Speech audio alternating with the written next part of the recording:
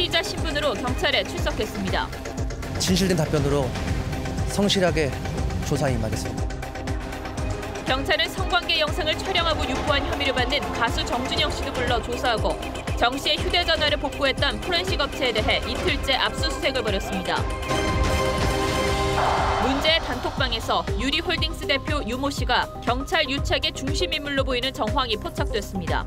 유 씨는 취재진을 피해 경찰에 출석했습니다. 미국이 인권보고서에서 한국 정부가 탈북단체의 북한 비판을 막고 북한인권재단 출범을 늦추고 있다고 지적했습니다. 잇따라 추락사고가 발생한 보잉사의 737 맥스 기종에 대해 국내 항공사들이 안전을 확보하기 전까지 운항하지 않기로 했습니다. 미국과 캐나다도 운항을 중단하면서 이 기종은 당분간 하늘에서 사라지게 됐습니다. 서울 아파트 공시가격이 14% 올라 12년 만에 최고 상승률을 기록했습니다. 조선과 중공업 불황 여파로 울산과 경남 등은 급감해 지역별 편차가 나타났습니다. 스페인 주재 북한 대사관에 침입해 컴퓨터와 휴대전화를 빼앗은 괴한들 배후에 미국 CIA가 있다는 현지 보도가 나왔습니다.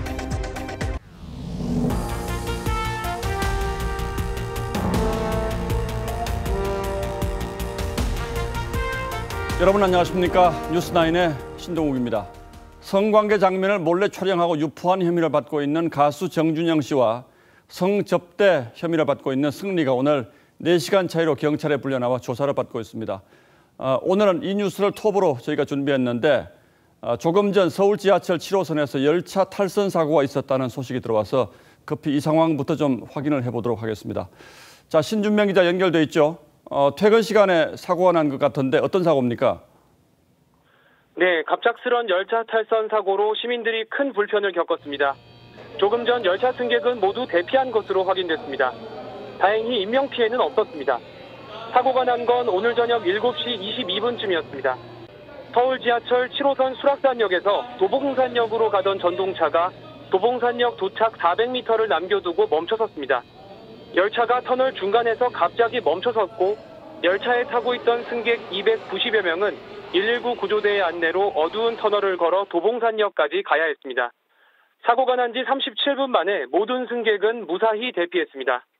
이 사고로 수락산역에서 장암역 방면으로 향하는 열차는 운행이 모두 중단됐고 부평구청역과 수락산역으로 향하는 구간만 정상 운행 중입니다. 반대편 노선인 하행선도 열차 운행이 지연됐습니다. 자, 신 기자. 지금까지 신 기자. 그런데 사고 원인은 확인된 게 없습니까? 네, 아직 서울교통공사에서는 사고 원인을 조사 중입니다. 다만 열차가 터널을 이탈한 것을 확인하고 탈선으로 추정만 하고 있습니다. 예, 알겠습니다. 정확한 사고 원인은 들어오면 또 전해드리도록 하죠. 예, 신 기자 수고했습니다. 예, 사고 소식은 필요하면 잠시 뒤에 다시 연결해서 알아보기로 하고 지금부터는 승리와 정준영 씨가 조사를 받고 있는 서울지방경찰청에 나가 있는 취재기자를 연결하도록 하겠습니다. 최민식 기자, 정준영 씨가 지금 조사를 받고 있는데 마약 검사를 했다면서요? 네, 그렇습니다. 경찰은 오늘 오전 가수 정준영 씨의 소변과 모바일 샘플을 제출받아 국과수의 마약 성분 감정을 의뢰했습니다. 경찰은 아직까지 정 씨의 구체적인 마약 투약 혐의를 포착하지 못했지만 카톡방에서 수면제와 기절 등 마약 사용이 의심되는 대화가 이뤄졌기 때문에 정 씨의 동의를 받아 마약 검사를 진행했습니다. 정 씨는 오늘 오전 10시쯤 죄송하단 말을 4차례 반복하며 경찰에 출석했습니다. 죄송하고요. 국민 여러분께 심히 부처드려서 너무 죄송하고 조사 성실히 임하도록 하겠습니다. 죄송합니다. 오후엔 성매매 알선 혐의를 받고 있는 승리가 출석했습니다. 국민 여러분과 주변에서 상처받고 피해받으신 모든 분들께 다시 한번 고개 숙여 사죄드립니다. 경찰은 정 씨를 상대로 동영상 촬영 경위와 유포 경로를 집중 조사하고 승리를 상대로는 성매매 알선과 경찰과의 유착 의혹뿐만 아니라 버닝썬 경영에 실제로 관여했는지 등을 조사하고 있습니다. 예, 최 기자, 그런데 승리가 성매매 알선 외에 또 미국 라스베이거스에서 그에게 도박을 했다는 혐의도 있다고 하는데 이건 언제 일입니까? 네, 그렇습니다. 가수 네, 승리에 대해 해외 원정 도박과 추가적인 성매매 알선 의혹이 제기되고 있습니다. 이는 승리가 2014년 미국 라스베이거스에 있는 카지노에서 2억 원가량의 도박 판돈을 땄고 이 딴 돈을 현지에 있는 세이브뱅크에 넣었다는 카카오톡 대화 내용이 공개되면서인데요. 여기엔 돈다발을 찍은 사진이 올려지기도 한 것으로 파악됩니다. 또 같은 해 승리가 이 사람과 해외 출장을 염두에 둔 상태에서 성상납으로 추정되는 대화를 카카오톡에서 나눈 내용도 공개됐습니다. 여성에 대한 품평과 함께 가격대도 언급된 것으로 파악됩니다. 이에 대해 승리 측은 상대방과의 대화 분위기를 맞추려고 꾸며낸 이야기일 뿐이라는 입장인 것으로 전해졌습니다. 승리와 정준영에 대한 경찰 수사는 각각 몇 시간째 이어지고 있습니다. 지금까지 서울지방경찰청에서 TV조선 최민식입니다. 예, 경찰은 오늘 출석한 3명 가운데 유명 배우의 남편인 유모 씨를 특히 주목하고 있습니다. 승리와 함께 설립한 유리홀딩스의 대표인데 경찰과 유착이 있었다면 이 사람이 중심 역할을 했을 거라고 경찰은 의심하고 있습니다. 이어서 구민성 기자가 보도합니다. 지난 2016년 3월 가수 승리와 정준영 씨 등이 포함된 단체 카카오톡 대화방에서 대화가 오갑니다. 대화방 일원인 FT 아일랜드의 최종훈 씨가 음주운전에 적발된 것을 놓고 유 회장님이 발벗고 나섰다. 아무개 영이 돈을 써서 막아줬다는 내용입니다. 또 다른 대화에선 대화방 일원인 클럽 버닝썬 관계자 김모 씨가 아무개 영이 경찰총장과 문자한 것도 봤다며 총장이 걱정하지 말고 다 해결해준다는 식이었다고 얘기합니다. 이들이 경찰 고위 관계자와 연결이 됐다고 언급한 인물은 승리와 동업관계인 유리홀딩스 대표 유모 씨입니다. 경찰은 오늘 유 씨에게 오후 3시 피의자 신분으로 출석하라고 통보했지만 유 씨는 가수 승리나 정준현 씨와 달리 포토라인에 서게 하면 출석하지 않겠다는 뜻을 경찰에 전달했습니다. 결국 유 씨는 경찰의 협조를 받아 2시간 일찍 취재진이 없는 출구로 경찰에 출석했습니다. 유명 여배우의 남편으로도 알려진 유 씨는 금융업계 출신으로 요식업과 엔터테인먼트 등 각종 사업을 위해 2016년 승리와 함께 유리홀딩스를 설립했습니다. 유리라는 이름도 유 씨의 유와 승리의 리에서 따온 것으로 알려졌습니다. 경찰은 앞서 외국 투자자에게 성접대를 했다는 의혹과 관련해 유 씨와 승리를 성매매 알선 혐의로 형사 입건했습니다. TV조선 구민성입니다. 앞선 보도에서 FT 아일랜드의 최종훈 씨가 음주운전으로 적발되고도 경찰의 도움으로 외부로 알려지지 않았다는 내용이 나오는데 이게 벌써 3년 가까이 된 일입니다. 그래서 저희가 당시 경찰 지휘라인에 어떤 사람들이 있었는지 직접 하나하나 접촉을 해서 입장을 들어봤습니다. 박경준 기자입니다. 2016년 2월 21일 새벽 4시 그룹 FT 아일랜드 멤버 최종훈 씨가 혈중 알코올 농도 0.097%로 음주운전 단속에 적발됐습니다. 관할인 용산경찰서에서 한 차례 경위 조사를 받았고 검찰로 송치돼 벌금 250만 원의 면허정지 100일 처분을 받았지만 세간에 알려지진 않았습니다. 통상 언론 보도가 예상되는 유명인 사건의 경우 중요 사건 보고로 간단한 사건 개요를 상황실에 공유하게 돼 있지만 이마저도 없었던 것으로 파악됩니다. 저는 그런 걸 보고받은 사실과 기억이 전혀 없어요. 당시 음주단속 부서 책임자인 교통과장도 외압이나 은폐 가능성을 부인했습니다. 너 그냥 한테 개인적으로 전화 왔어? 이것도 없고 제가 직원한테 전화한 적 없고. 하지만 최 씨의 음주운전 사건이 검찰로 넘어간 시점을 전후해 가수 승리 등이 등록된 단체 대화방에선 최 씨가 수갑도 차보고 경찰 앞에서 도망갔다며 당시 무용담을 전하는 등 의심스러운 정황이 등장합니다. 당시 언론 노출을 피한 것을 두고 왜 기사가 나? 얼마나 조용히 처리했는데라며 보도 무마를 암시하는 듯한 내용도 나옵니다. 심지어 팀장급인 담당 경찰관으로부터 생일 축하 메시지를 받았다며 친분을 과시하기도 했습니다. 직원이 지한테 카톡으로 뭐 생일 축하한다고 얘기했다고 말도 안 되고 그래서 우리 나이가 몇 살인데. 경찰은 당시 용산서 교통과 담당자를 소환해 사건 처리 과정을 들여다볼 계획입니다. TV조선 박경준입니다. 이 논란의 단톡방에 함께 있었던 가수 용준영 씨는 오늘 잘못을 시인하고 소속 그룹을 탈퇴했습니다. 불과 사흘 전만 해도 본인은 물론 소속사까지 나서서 법적 대응을 예고하기까지 했었는데 이런 섣부른 대처가 오히려 잘못을 키웠고 대중들의 마음을 더 얼어붙게 만들었습니다. 이 뉴스는 박소영 기자가 보도합니다. 불법 동영상 공유는 허위사실이라며 법적 대응을 하겠다던 용준영 씨가 돌연 잘못을 시인했습니다. 용 씨는 오늘 오전 자신의 SNS에 참고인 조사를 받으며 제가 과거에 어떤 대화를 했는지 정확히 보게 됐다며 부끄럽고 참담한 심정이라고 밝혔습니다. 소속 그룹 하이라이트 탈퇴를 선언하면서 불법 영상을 공유하면서도 안일하게 생각했고 이를 묵인한 방관자라고 반성했습니다. 그러나 단 한 번도 몰카를 찍는다거나 유포하는 등의 범법 행위는 하지 않았다고 강조했습니다. 용 씨의 소속사도 팩트체크를 하지 못하고 섣부른 판단을 내렸다며 사과했습니다. 용 씨와 소속사 모두 강력 부인한 지 사흘 만에 입장을 뒤집은 겁니다. 대중의 비판은 거셉니다. 반성은커녕 법적 대응을 하겠다며 강경한 입장을 밝혔다가 증거가 나오자 황급히 태도를 바꿨다는 겁니다. 네티즌들은 팬들을 기만했다, 전 국민을 상대로 한 공갈 협박이라며 철저한 수사를 촉구했습니다. 연예인들의 일탈 못지않게 제 식구 감싸기에 급급한 기획사들의 무책임한 대응도 함께 도마에 올랐습니다. TV조선 박소영입니다. 민감용 경찰청장은 3년 전 정준영 씨 동영상 사건이 일어났을 때 당시 수사에 석연치 않은 점이 있었다고 시인했습니다. 그러면서 경찰이 관련된 부분이 있다면 지휘 고하를 막론하고 철저히 수사하겠다는 의지를 보였습니다. 하지만 관련 자료를 제보받은 국민권익위는 경찰을 믿을 수 없다는 입장이어서 과연 제대로 된 수사가 이루어질지 의문입니다. 보도에 김보건 기자입니다. 국회에 출석한 민감용 경찰청장은 경찰과 강남클럽의 유착 의혹을 사과하고 국민들께 죄송한 마음 금할 길이 없습니다.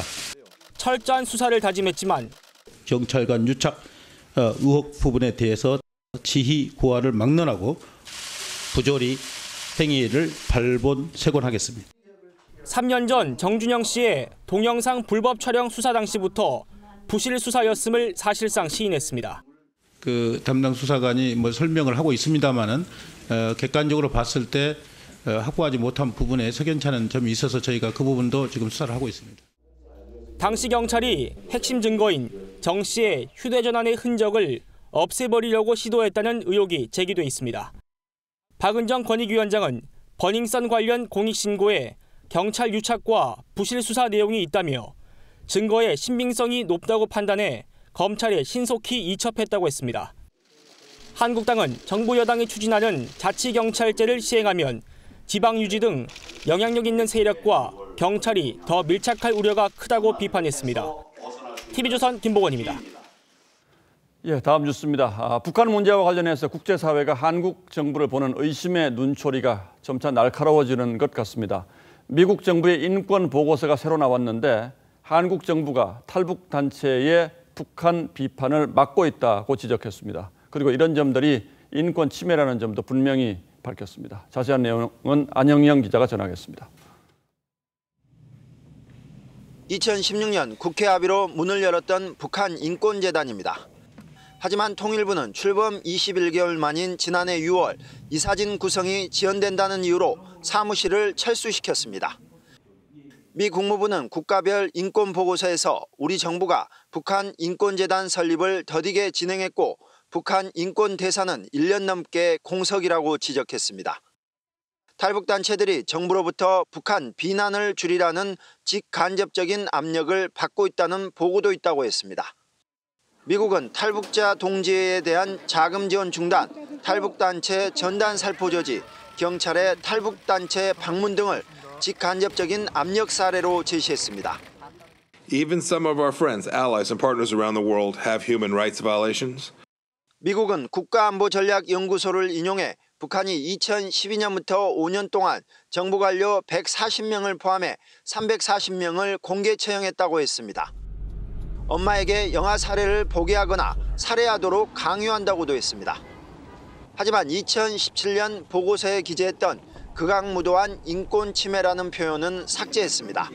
TV조선 안영영입니다. 유엔 보고서에도 한국 정부에 대한 지적이 나왔습니다. 지난해 8월 개성 남북연락사무소 개소 당시 우리 측에서 북한으로 석유 제품을 가져갔는데 이게 제재 위반 가능성이 있다는 겁니다. 당시 우리 정부는 제재 위반이 아니라며 신고도 하지 않았고 지금도 비슷한 입장인데 유엔의 판단은 좀 다른 듯합니다. 물론 그때와 지금은 상황이 많이 달라지긴 했습니다만. 차정성 기자가 보도합니다. 정부는 지난해 8월 남북 연락사무소 개소 등을 위해 석유 제품을 개성에 반출했습니다. 제재 위반 소지가 있는 것 아니냐는 지적에 정부는 판문점 선언의 핵심이고 남북 간 대화의 상설화 등을 이유로 제재에 해당하지 않는다고 공언했습니다. 위반이다 아니다라는 그런 판단 자체를 현재로서는 하고 있지는 않습니다.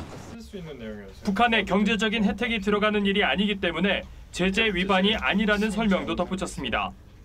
그런 목적에 전혀 위배되지 않는다 하는 점을 미국과 계속 의견을 교환하고 있습니다.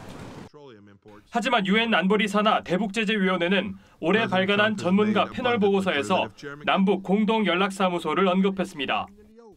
지난해 1월부터 11월까지 북한에 반출한 양과 사용 후 회수한 양까지 상세히 적었습니다. 구체적으로 위반이라고 하진 않았지만 석유 제품 이전 시 보고를 의무화한 안보리 결의를 인용하면서 대북제재 보고서에 남긴 겁니다.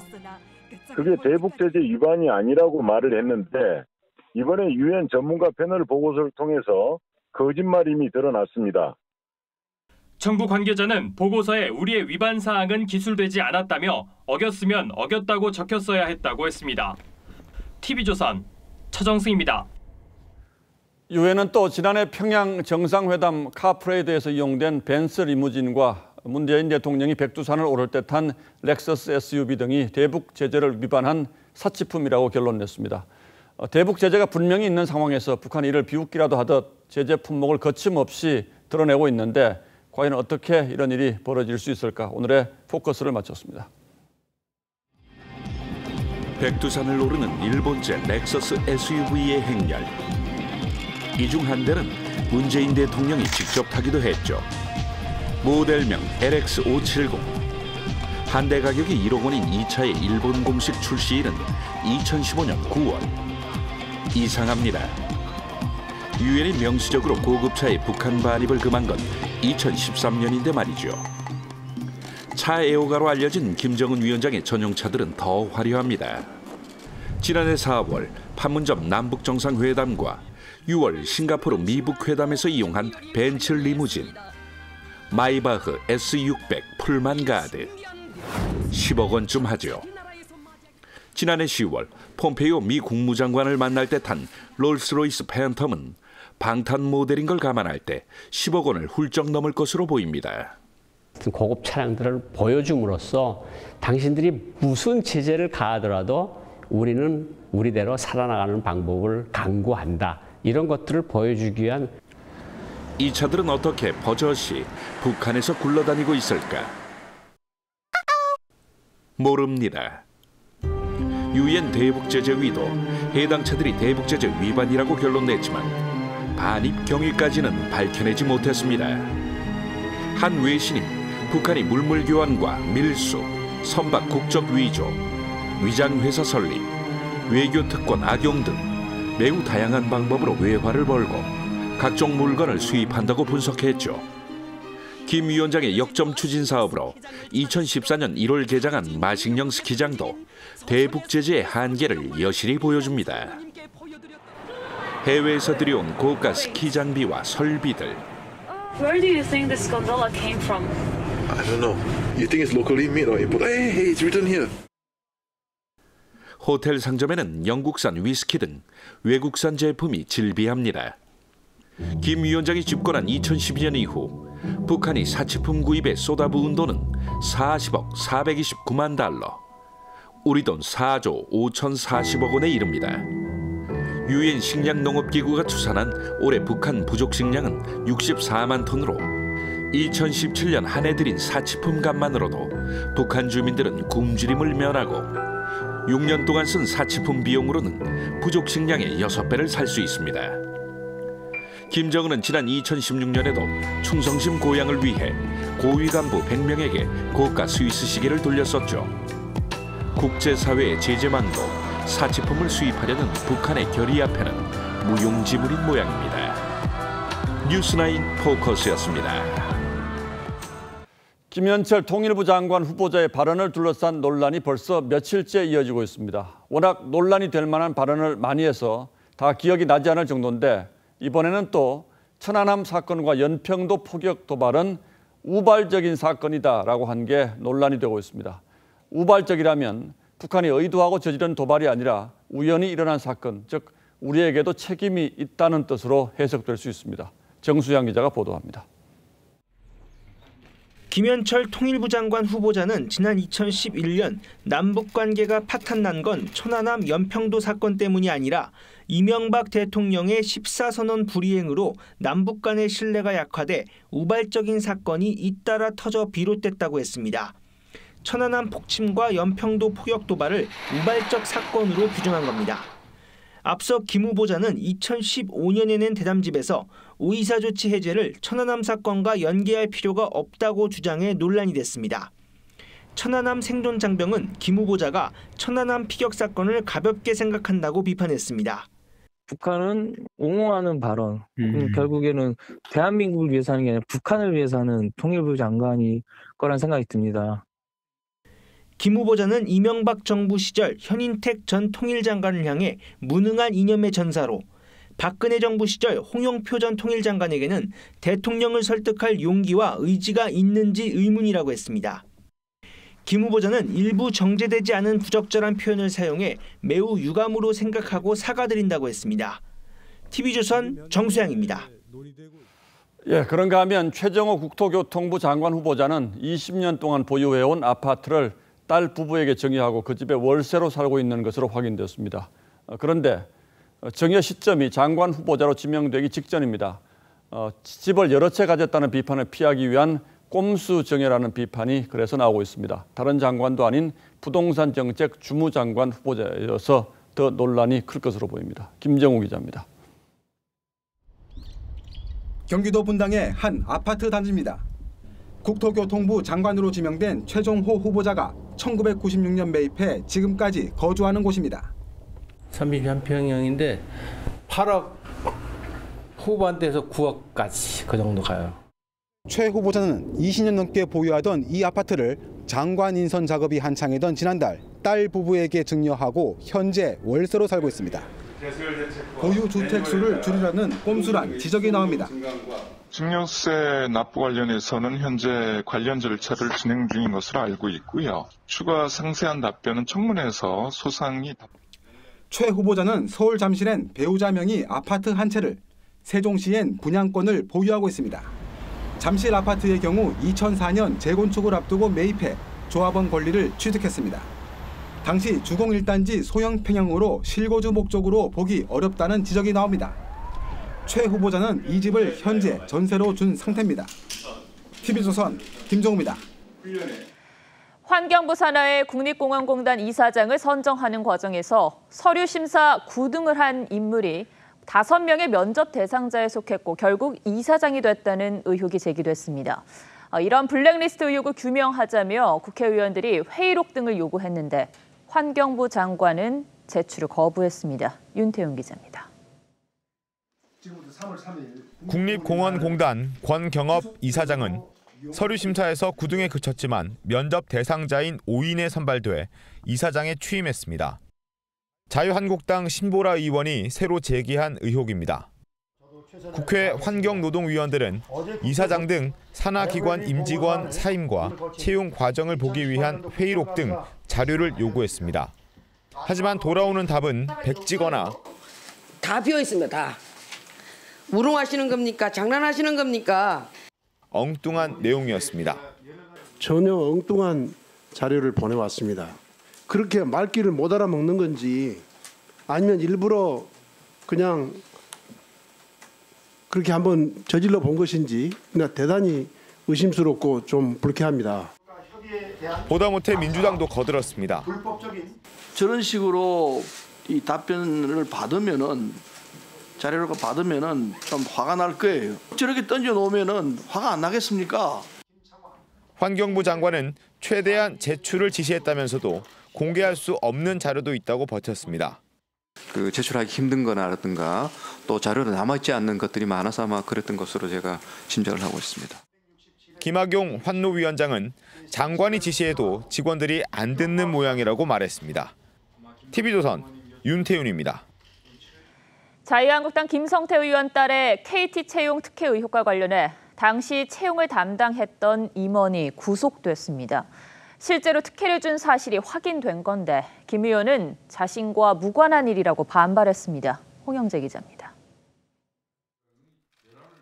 검찰은 김성태 자유한국당 의원의 딸이 KT 정규직 전환 과정에서 특혜를 받았다는 고발에 지난 1월 KT 본사를 압수수색했습니다. 어떤 부품 압수하셨나요? 검찰은 압수한 2012년 하반기 인사자료를 분석해 당시 김 의원의 딸이 공개 채용 서류 전형 합격자 명단에 포함되지 않았다는 사실을 확인했습니다. 그런데도 김 의원의 딸은 정규직 채용에 최종 합격했고 이 과정에 당시 KT 인사 책임 담당자였던 김모 전무가 부적절하게 개입한 정황이 포착됐습니다. 검찰은 김 전무와 인사 담당 실무자에 대해 범죄 혐의가 소명됐고 증거인멸에 우려가 있다며 구속영장을 청구했고 법원은 책임자인 김 전무만 구속했습니다. 특히 검찰은 김 전무 등 당시 KT 인사 관계자들이 다른 지원자 채용에도 특혜를 준 정황도 확인했습니다. 검찰은 김성태 의원이 채용 청탁을 부착한 정황은 아직 확인되지 않았다는 입장이지만 향후 김 의원에 대한 조사는 불가피할 것으로 보입니다. 김 의원은 KT 인사 담당 임원의 구속 소식이 알려지자 특혜는 없었고 김 전무의 구속은 자신과 무관한 일이라며 반발했습니다. 검찰은 구속된 김 전무를 상대로 김 의원의 딸이란 사실을 알고 특혜를 줬는지 또 채용 청탁이 있었는지 여부를 확인할 방침입니다. TV조선 홍영재입니다. 김학의 전 법무부 차관의 별장 성접대 사건을 재조사 중인 대검 진상조사단이 내일 김 전 차관을 소환 조사합니다. 조사단은 김 전 차관에게 내일 오후 3시에 서울 동부지검에 출석할 것을 통보했다고 밝혔습니다. 김 전 차관은 2013년 건설업자 윤준천 씨 별장에서 성접대 등을 받은 의혹을 받았지만 2차례 수사에서 모두 무혐의 처분을 받은 바 있습니다. 추락 사고가 잇따라 발생한 보잉사의 737 맥스 기종에 대해 국내 항공사가 안전이 확보될 때까지 운항하지 않기로 했습니다. 미국과 캐나다도 가세하면서 모두 50여 개국이 운항을 중단했습니다. 김지수 기자입니다. 공항에 줄지어선 비행기들. 트럼프 미국 대통령이 보잉 737 맥스 8과 9 기종의 운항을 중단하라고 지시했습니다. 사고 직후에도 안전하다는 입장을 고수하던 미국이 운항 중단 대열에 뒤늦게 동참한 겁니다. The safety of the American people and all people is our paramount concern, and hopefully they'll very quickly come up with the answer. 캐나다 역시 해당 기종의 이착륙과 캐나다 영공 통과를 제한하기로 결정했습니다. There can't be any MAX 8 or MAX 9 aircraft flying into, out of, or across Canada. 미국과 캐나다는 해당 기종을 가장 많이 보유한 국가로 에티오피아 항공여객기 추락 참사 사흘 만에 이번 조치를 내렸습니다. We had been talking about this issue, and we're glad to know we don't have to fly home on one of those planes tonight. So. 일본 노선 운항도 전면 중단됐습니다. 대한항공은 5월부터 6대를 순차적으로 도입해 운항할 예정이었으나 항공안전이 확보되기 전까지 다른 기종으로 대체 운항하겠다고 밝혔습니다. 현재까지 해당 기종의 운항을 중단하거나 영공 통과를 금지한 나라는 50개국이 넘는다고 CNN은 전했습니다. 2017년 취항한 신형기 737 맥스는 전 세계에서 387대가 운항 중이었는데 탑승자 전원이 숨지는 추락 사고가 5개월 사이 2차례나 발생했습니다. TV조선 김지수입니다. 지난해 북미 일부 지역에서 대마가 합법화된 뒤 국내 대마 밀반입이 4배 넘게 늘었습니다. 특히 최근에는 전자담배 액상으로 대마가 밀반입되는 경우가 급증하고 있습니다. 강석 기자입니다. 전자담배용 액상 용기입니다. 시중 전자담배와 비슷하지만 대마초를 농축한 액상이 들어있습니다. 미국 캘리포니아에서 밀반입한 대마 액상입니다. 이 전자담배용 카트리지에는 대마 농축액 1g이 들어있고 총 100회를 흡입할 수 있는 양입니다. 미국 일부 지역은 지난해부터 대마초 판매와 사용이 합법화됐습니다. 국내 대마 밀반입 적발 건수도 2017년보다 4배 이상 늘었습니다. 전자담배용 대마용액 밀반입은 지난해 1년 동안 45건에서 올해는 석 달 만에 79건으로 급증했습니다. 카트리지가 일반 대마초에 비해서 아주 흡연하기에 아주 편리하다. 왜냐하면 액상으로 되어 있기 때문에. 전자담배뿐 아니라 쿠키나 초콜릿 등 대마를 밀반입하는 방법은 점점 다양해지고 있습니다. 세관은 대마가 합법화된 곳을 거친 화물을 집중 단속하고 있습니다. 마약 탐지견 활동과 엑스레이 검색도 강화했습니다. 대마초가 합법화된 국가에서 들어오는 특수 화물에 대해서 집중 단속과 정밀 검색을 하고 있습니다. 국내에서 대마를 유통하거나 흡입하다 적발되면 최대 무기징역형까지 받을 수 있습니다. TV조선 강석입니다. 예, 단독주택과 토지에 이어서 이번에는 가장 관심이 큰 아파트 공동주택의 공시가격이 공개됐습니다. 서울을 비롯해 6억 원 이상 고가 아파트들의 공시가격이 특히 많이 올라서 세금 부담이 크게 늘어날 전망인데 먼저 임유진 기자의 보도 보시고 실제로 부담이 얼마나 늘어날지는 이어서 자세히 분석해드리겠습니다. 서울 용산의 한 아파트 단지입니다. 전용 면적 189제곱미터 공시가격이 올해 19억 2천만 원으로 껑충 뛰었습니다. 1년 만에 4억 3천만 원, 29%나 오른 겁니다. 아파트는 거의 배 정도 오른 것 같던데 지금은 좀 안 되죠. 전국 공동주택 1,339만 호의 공시가격은 평균 5.3% 올랐습니다. 서울 공동주택 공시가격은 14% 올라 2년 연속 두 자릿수 상승률을 기록했습니다. 12년 만에 최고치입니다. 특히 고가주택의 보유세 부담이 급증할 전망입니다. 전체 9%를 차지하는 6억 초과 공동주택 공시가격이 크게 올랐습니다. 12억 원에서 15억 원 사이 구간은 평균 18.1% 급등했습니다. 반면 3억 초과 6억 원 미만은 5.6% 오르는 데 그쳤고 3억 원 미만은 소폭 하락했습니다. 공시가격과 시세와의 격차가 컸던 일부 주택에 대해서는 현실화율을 적극 제고하였습니다. 지역별로도 천차만별입니다. 경기도 과천시 23.4%, 성남 분당과 광주 남구 17.8% 등 개발 호재가 있는 지역은 전국 평균의 서너 배를 웃도는 상승률을 보였습니다. 반면 조선, 중공업의 불황 여파로 거제, 김해, 울산 동구 등은 10% 넘게 급감했습니다. 공동주택 공시가격은 소유자 의견 청취 절차를 거쳐 다음 달 말 확정됩니다. TV조선 임유진입니다. 이번 공시가격 인상으로 재산세에 종합부동산세까지 내야 하는 고가 아파트들은 많게는 수십 %까지 보유세 부담이 늘 수 있습니다. 우리 집의 재산세는 얼마나 늘어날지 지선호 기자가 구체적인 예를 들어서 설명해 드리겠습니다. 서울 반포의 한 아파트. 전용 132제곱미터형 공시가격이 3억 9,200만 원 올랐습니다. 장기 보유 공제 등이 없다고 가정할 때 보유세는 659만 원에서 954만 원으로 약 300만 원 오릅니다. 종부세의 누진적 성격이 있어 보유세 증가율이 44%로 공시가격 상승률 25%보다 높습니다. 연금 가지고 사는 분들은 걱정이 되지. 수입으로 고정이 돼 있는데 그거 올라가니까.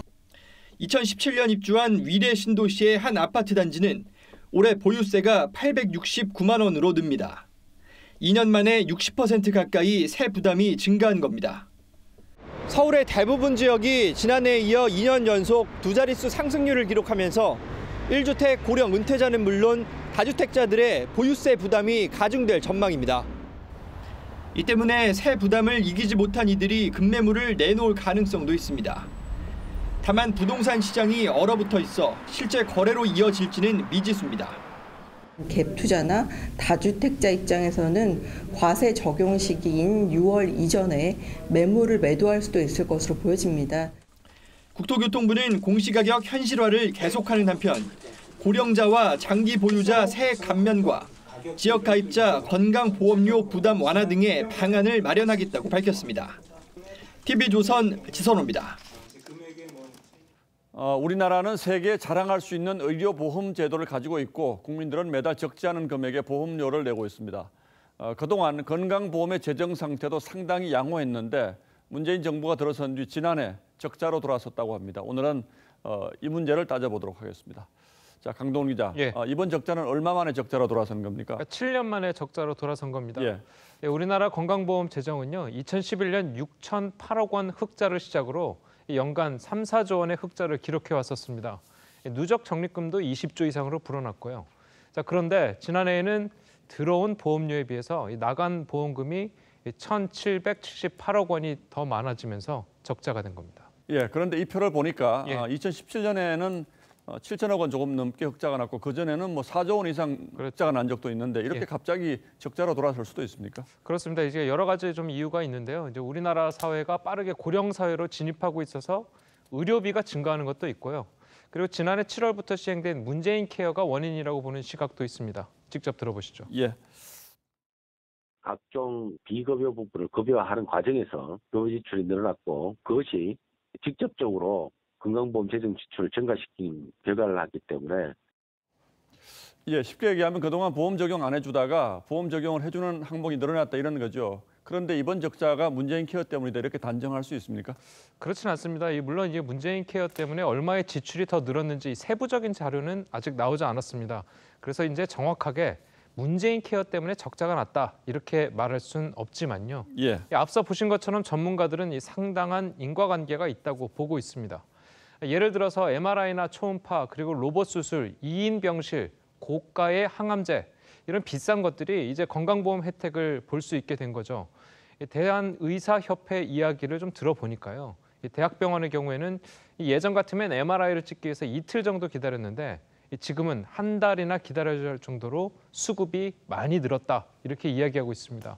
자, 이러다 보니까 들어오는 건강보험료보다 나가는 보험금여 지출비가 많아졌다고 보는 겁니다. 예, 뭐 그러나 어쨌든 국민 입장에서는 혜택이 많아졌으니까 반가운 일인데 예. 문제는 보험료가 또 오를 수 있겠군요. 예, 맞습니다. 보험료가 충분히 오를 수 있는 요건이 되는 거죠.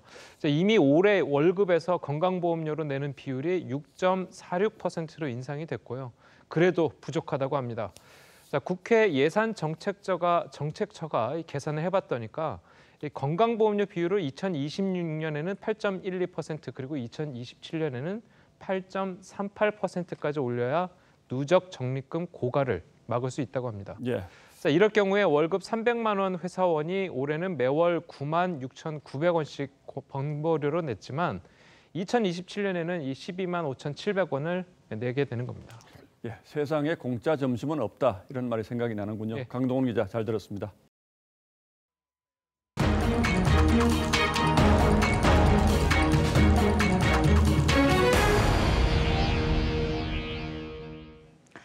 지난달 스페인 주재 북한 대사관에 습격 사건이 발생했는데 그 배후에 미국 CIA가 있다고 현지 매체가 보도했습니다. 미북 회담을 앞두고 대미 특별대표인 김혁철 전 대사의 정보를 노린 것이라는 분석도 내놨습니다. 유혜린 기자가 보도합니다. 지난달 22일 스페인 주재 북한 대사관에 침입한 괴한들의 배후로 미국 CIA가 지목됐습니다. 스페인 유력 일간지 엘파이스는 CCTV 분석 결과 괴한 10명 가운데 최소 2명의 신원이 확인됐다며 스페인 경찰과 국가정보국은 이들이 CIA와 관련 있다고 보고 있다고 전했습니다. 스페인 당국은 CIA의 해명을 요구했지만 의혹을 부인한 것으로 전해졌습니다. CIA가 배후로 드러날 경우 외교 분쟁으로 번질 수 있습니다. 스페인 당국은 미국이 동맹국을 상대로 이런 행위를 했다는 것을 용인할 수 없다고 밝혔다고 외신이 전했습니다.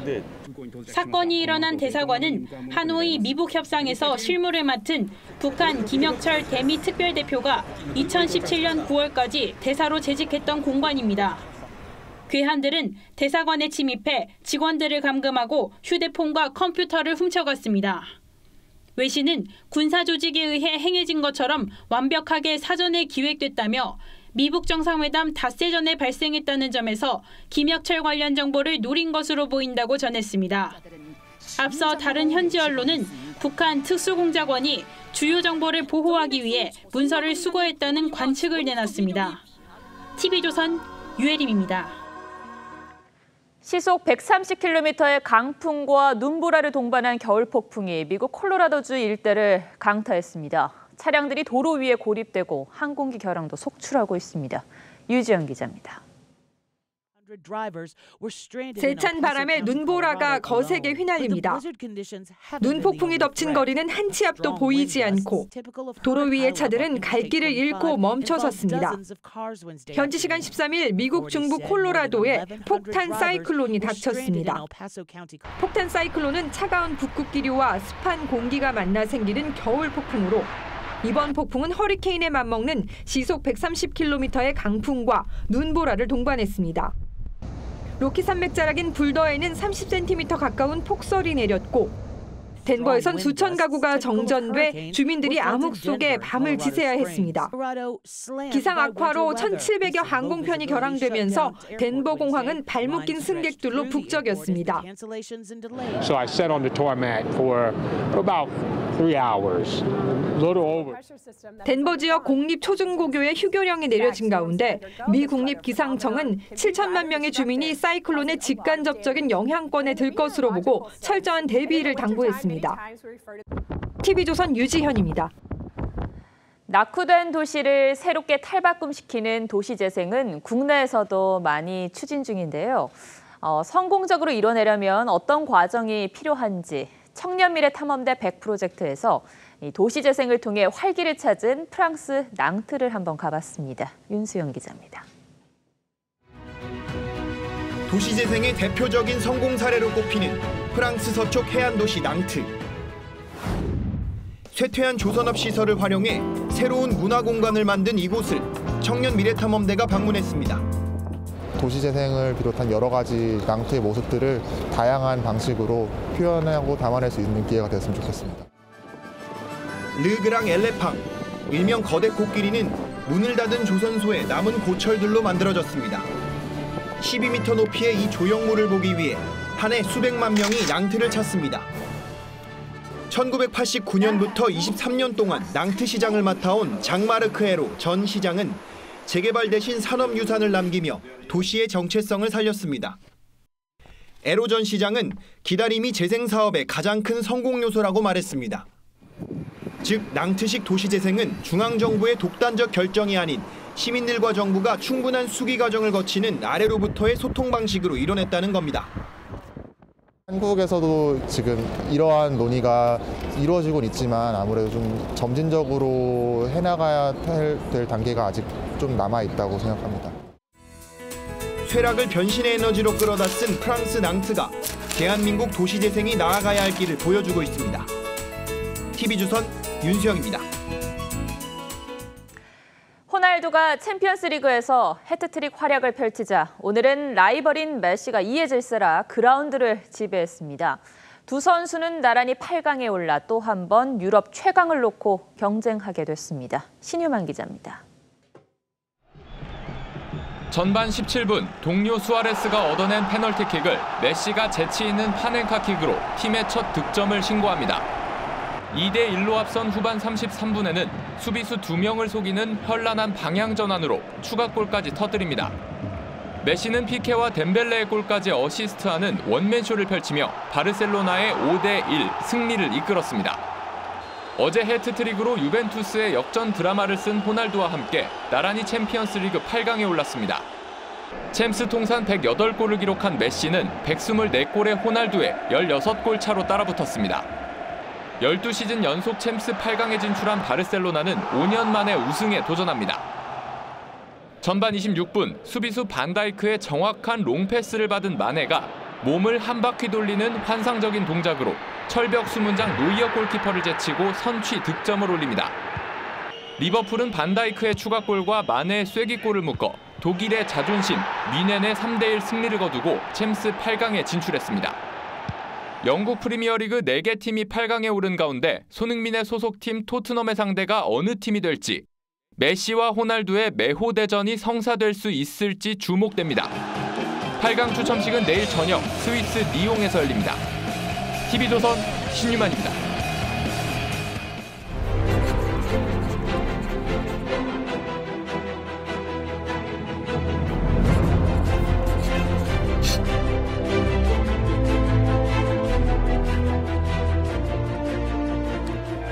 영혼을 울리는 재즈 트럼펫 연주와 노래로 사람들을 사로잡았던 루이 암스트롱. 그가 부른 옷장 속의 해골이라는 노래입니다. 낡은 저택에서 해골과 유령들이 벌이는 파티를 노래했습니다.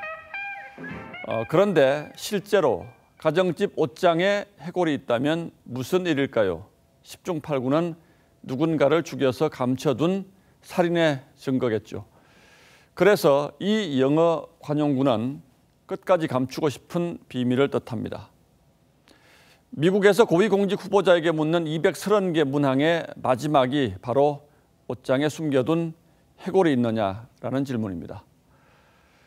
대통령 지명직 후보자의 생존법이라는 책까지 나와 있는데 역시 생존의 대원칙으로는 모든 것을 털어놓으라고 권고합니다.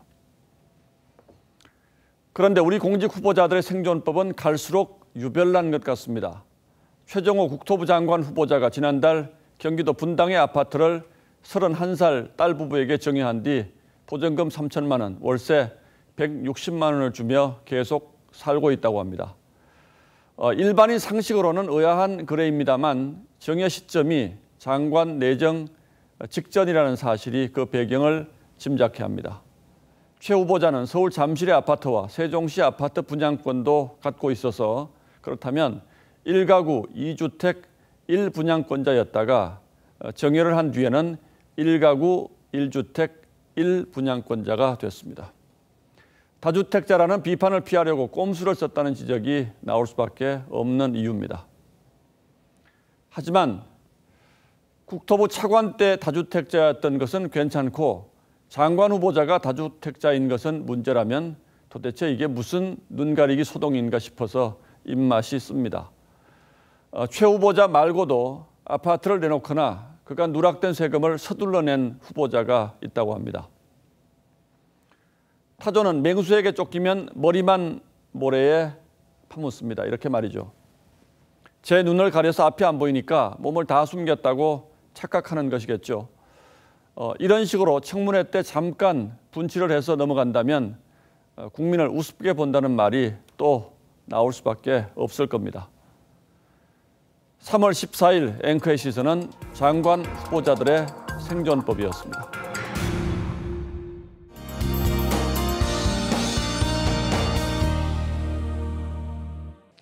네, 내일은 우산 챙기시기 바랍니다. 오전에 호남 지역부터 시작돼 오후에는 전국으로 확대되는데요. 남부와 강원 쪽으로 비가 더 많이 오겠습니다. 내일 밤 대부분 그치겠지만 강원 산지와 중부 내륙은 내일 밤 사이 눈이 예상됩니다. 한 5cm 이상 예상이 되는 만큼 최신 기상 정보에 유의해 주시기 바랍니다. 따뜻한 남서풍이 불어오면서 이 비구름대가 만들어졌고 추위도 물러갔습니다. 평년 기온을 보이겠는데요. 내일 아침 최저 기온 서울 3도, 대구, 광주 4도로 시작을 하겠습니다. 낮 최고 기온은 서울, 강릉 11도, 전주 10도, 제주 14도까지 오르겠습니다. 주말에는 대체로 맑겠고요. 토요일보다 일요일이 더 포근할 것으로 전망됩니다. 주말 계획 세우실 때 참고하시기 바랍니다. 날씨였습니다. 뉴스9는 여기서 마치겠습니다. 시청해 주셔서 고맙습니다.